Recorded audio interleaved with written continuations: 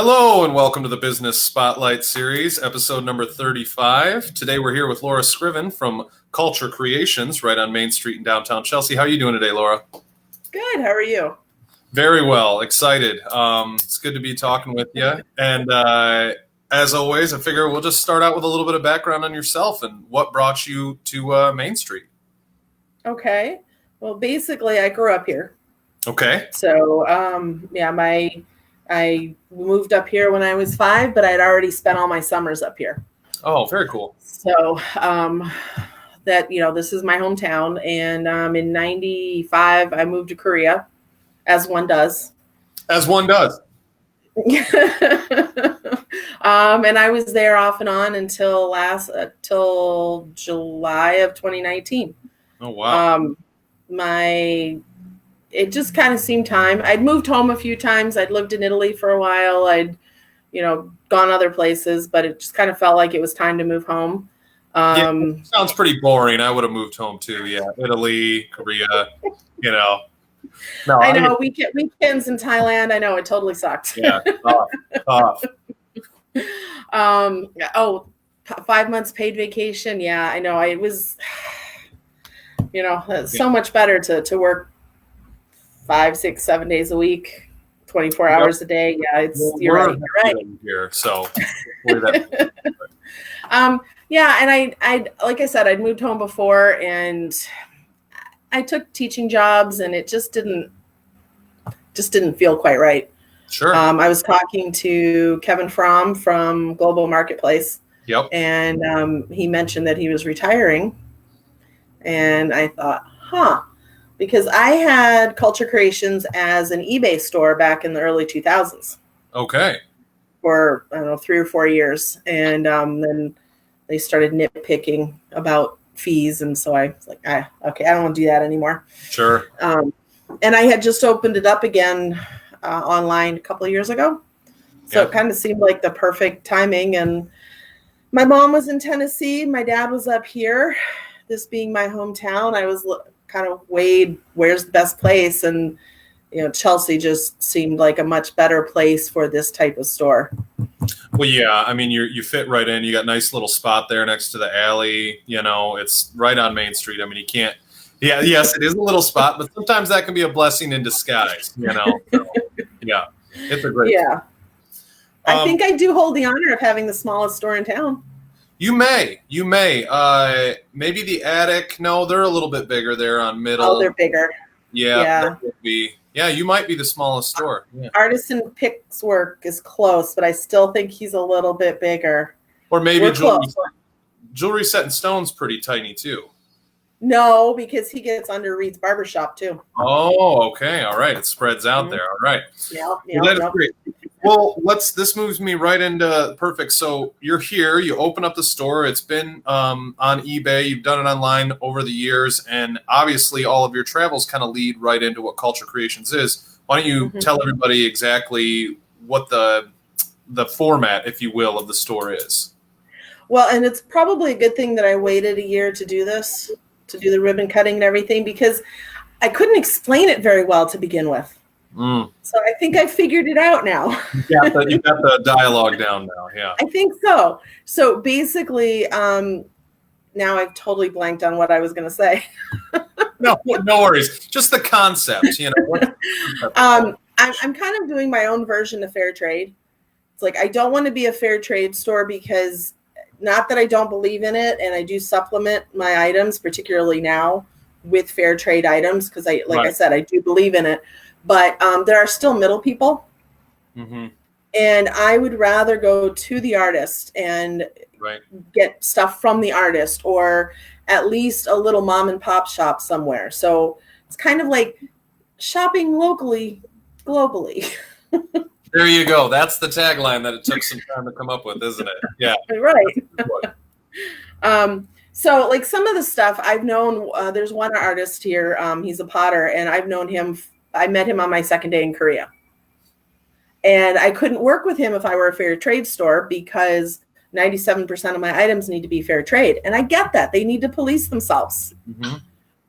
But I also want to be able to work with him. Right.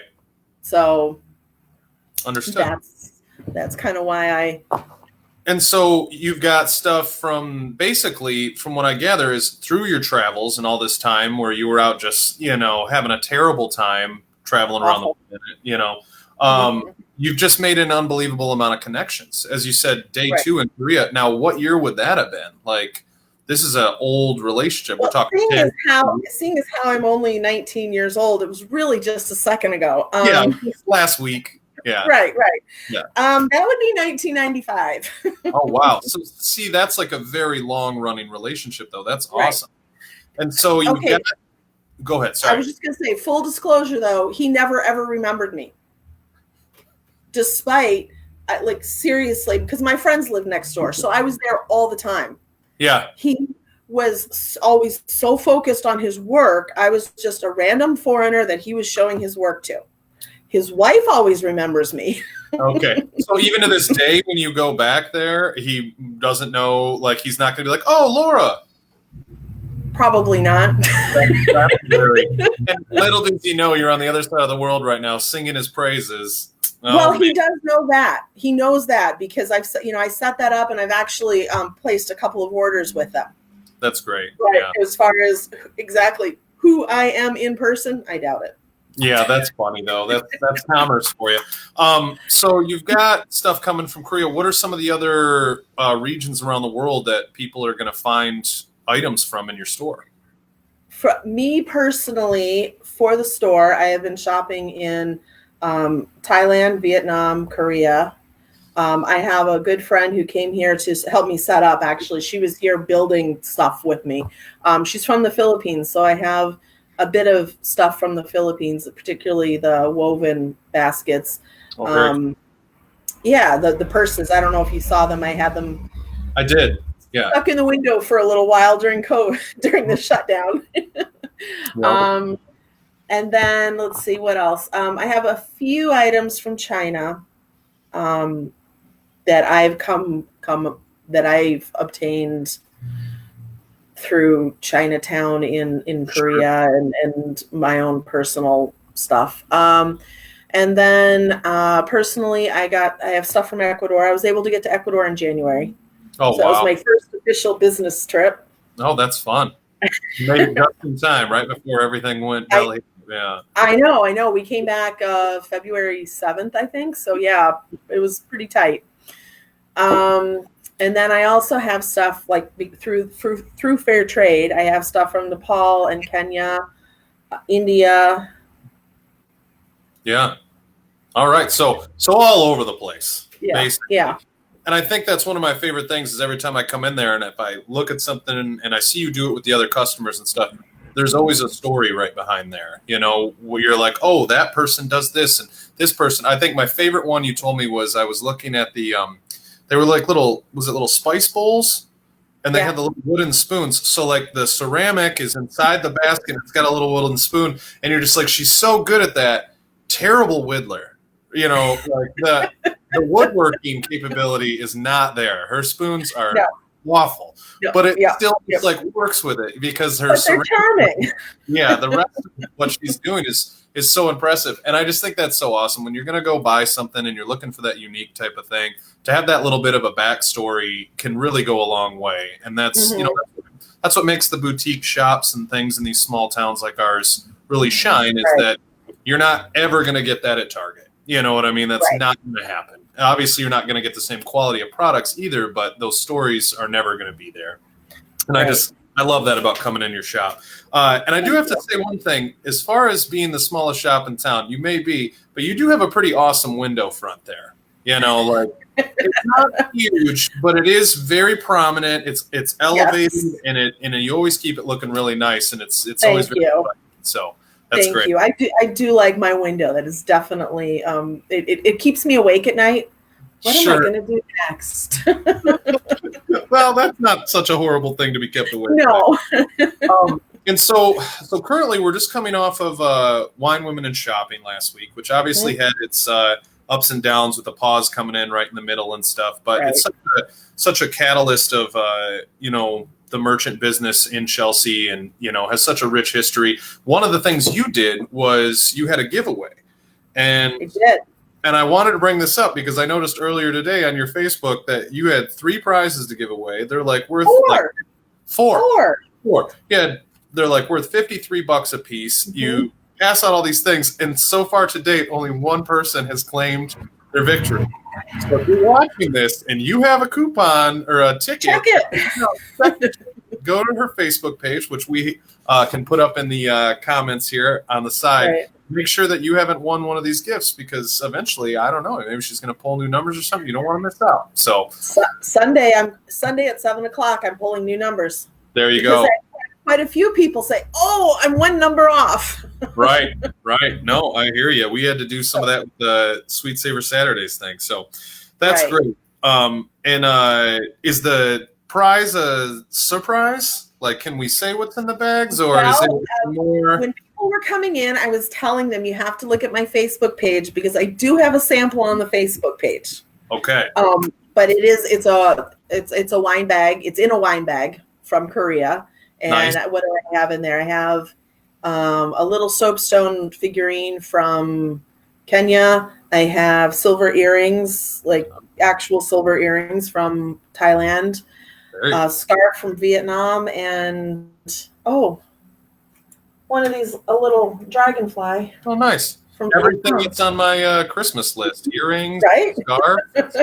What I was asking for. You want the wine bag full of wine, don't you? Yeah, that'd be fine. Yeah. No, that's all right. I'm sure. I know my girlfriend's got a ticket, so I'll have to remind her. I don't know. It'll be hilarious. We'll finish this up and be like, "Hey, did you check your ticket?" And she'll end up being one of the people. It'll be great. That'd be awesome. Yeah. Now, you guys, you've always, you've been doing this here in town now for about a year, but right from the gate, you've been extremely involved in what's been happening in downtown and trying to get the word out. And, you're such an advocate for that. You and Steven from Jewelry Set in Stone, who's right below you. Now, you guys started something maybe 3 months ago, within the last 6 months, called Chelsea Mish Live. Chelsea Mish Live. Well, that we did through Shop Chelsea Mish, we did some live videos during the shutdown. Yep. And Steven and I thought that, could we make a living at it with sales? No, but we sold stuff, which was something we weren't doing while we were shut down. Right. And so we got such a positive response, we decided to actually create something. And so we did, Chelsea Mish Live. And, kind of stream, it kind of reminiscent of the Chamber's website and Shop Chelsea Mish, kind of keeping with the overall brand of Chelsea.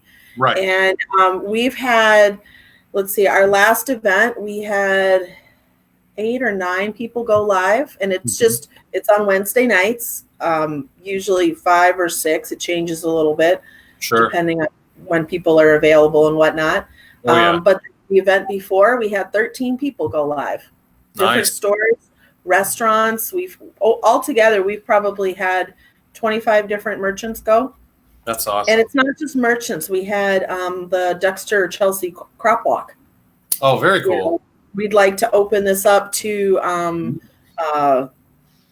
organizations, and we envision it just a place for people to connect on a personal basis, like you're doing.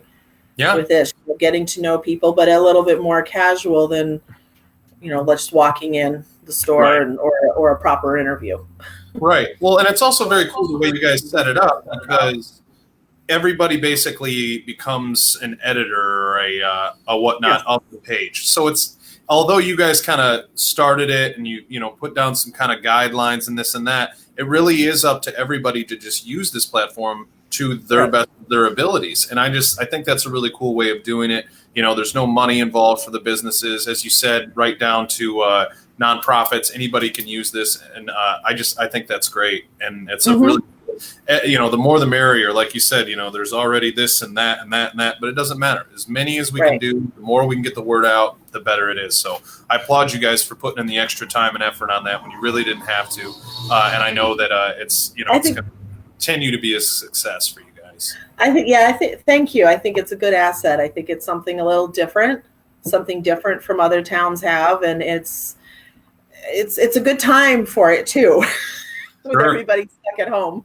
Yep. No, I mean, we've all obviously this whole thing we're doing today was born out of the shutdown. So, it's just with everybody being stuck, we got to figure out other ways to get the word out. So it's great.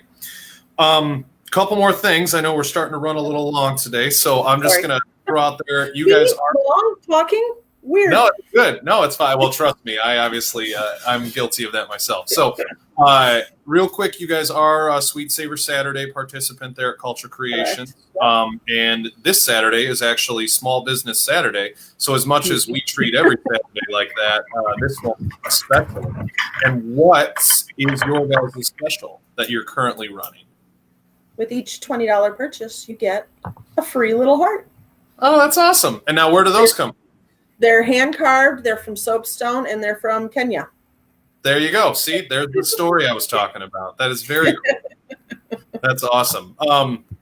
That's great. And so be sure to stop in, and obviously people can, they should keep an eye out, check your Facebook, make sure they didn't already win something from you. But obviously we have the gift card giveaway and stuff in there as well. So that's great. And one more thing, I just want to say for Saturday, for Black Friday and Saturday, I'm giving 10% off everything in the store. Awesome. I love it.